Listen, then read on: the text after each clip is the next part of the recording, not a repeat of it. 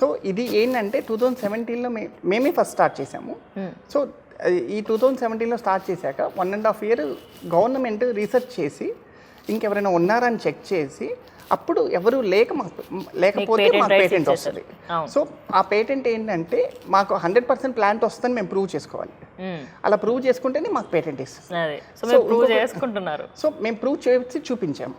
Even మేము 10,000 pieces 20,000 pieces delivery చేసిన 20,000 pieces మేము చెప్పిన ప్రాసెస్ ఫాలో అయితే, అంటే ఈ బాక్స్లో మేము ఏంటంటే క్లియర్ ఇన్స్ట్రక్షన్ ఇస్తాం, ఎలా ఫాలో అవ్వాలి స్టెప్ బై స్టెప్. సో అది ఫాలో అయితే ఖచ్చితంగా ప్లాంట్ వస్తుంది. ఎందుకంటే మేము ప్రతి చోట కూడా మాకు ఆ క్వాలిటీ మేము చూపించాలని మేము కాంప్రమైజ్ అవ్వం.